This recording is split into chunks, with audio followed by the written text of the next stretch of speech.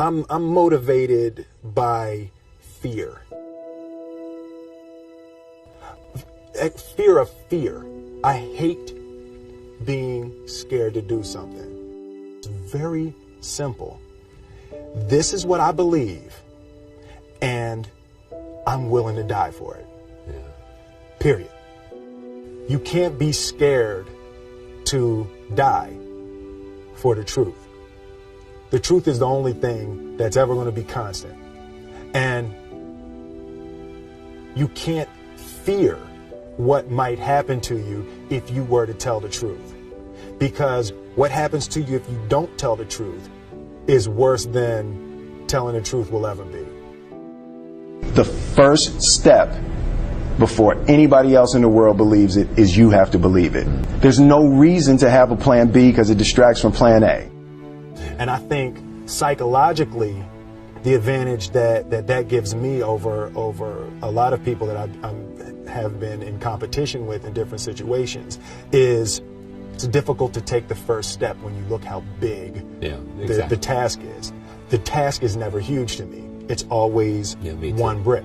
I believe, and I learned very young, that you don't try to build a wall.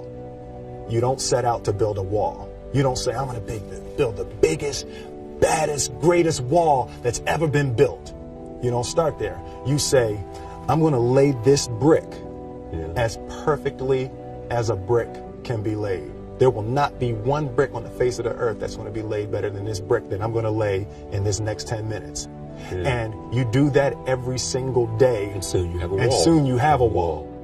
I've never really viewed myself as particularly talented. Where I excel is ridiculous, sickening work ethic. You know, while the other guy's sleeping, I'm working. While the other guy's eating, I'm working. The separation of talent and skill is one of the greatest misunderstood concepts for people who are trying to excel, who have dreams that want to do things. Talent you have naturally. Skill is only developed by hours and hours and hours of beating on your craft. I always knew that I could work hard enough. There wasn't an issue with discipline, or there wasn't an issue with the ability to sacrifice or the willingness to sacrifice. There's no easy way around it. No matter how talented you are, your talent is going to fail you if you're not skilled. You know, if you don't study, if you don't work really hard and dedicate yourself to being better every single day. This one year, my father had his shop, and he decided for whatever reason that he wanted a new wall on the front of his shop. So he tore down probably about 16 feet high and probably about 30 feet long. He just completely tore the wall down, and my brother and I had to dig a 6-foot hole. We for the foundation. For the foundation. And we would mix in the concrete by hand.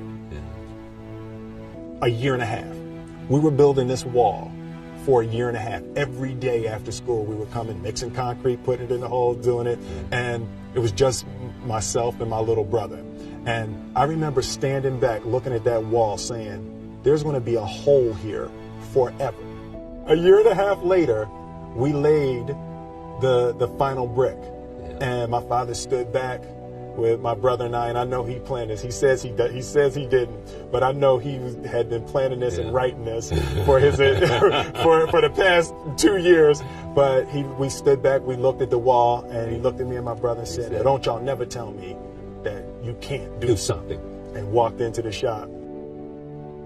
As a child, my parents always told me you could be whatever you want to be, you could do whatever you want to do.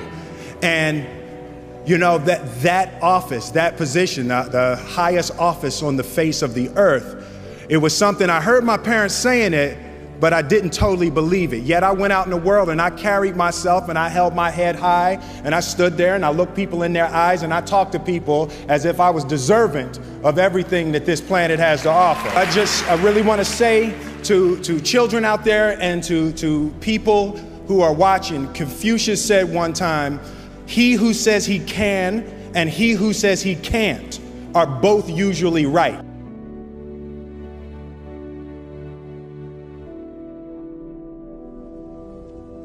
having the opportunity to study greatness. Anytime you have that opportunity, there are certain intricacies that will make clear who you are. It becomes that much more clear who you are. The definition of who I am is very clear to me, and it also redefines who I want to be, in that I know for a fact that I'm stronger than I thought I was.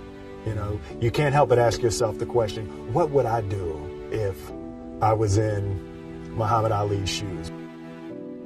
I'm not the best at anything. You know what I mean? Eddie Murphy is funnier than I'll ever be. Denzel is more powerful than I'll ever be. I think that my strength is I can do everything well. You know, I can do a little bit of everything, and that's what I concentrate on to be my strength. I'll never be able to compete with Denzel. I enjoy connecting with people and ideas, and you know, I have a mission statement. So every year for probably the past 10 years, I've worked out a mission statement for myself.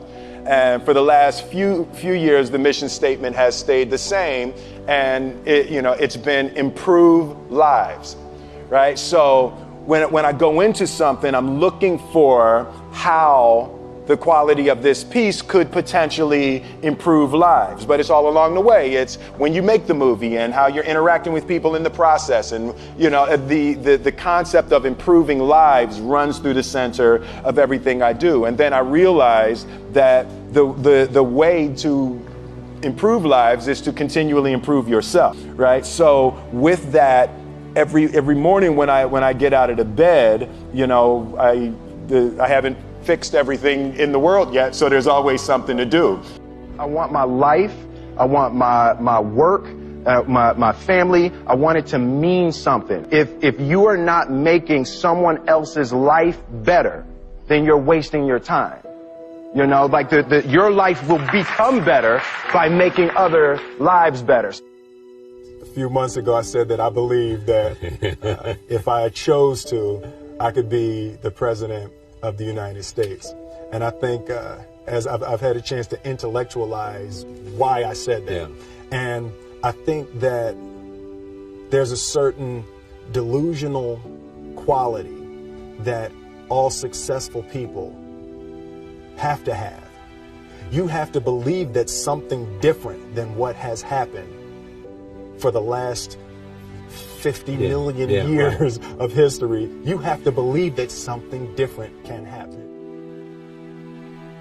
The one thing that I truly tried to communicate in the interpretation of Ali is the complex simplicity of greatness.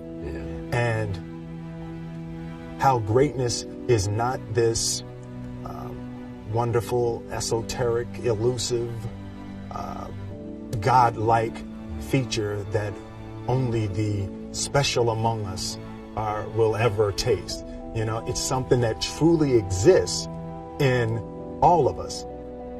Loss is bound to joy. Like pain and suffering are bound to joy. The being able to survive something is actually a big part of being able to find that next wave of joy. You appreciate smaller things. I hated being scared, that I didn't want to even take the meeting. I just hated that being scared to do something. And I think what developed in my early days was the attitude that I started attacking things that I was scared of.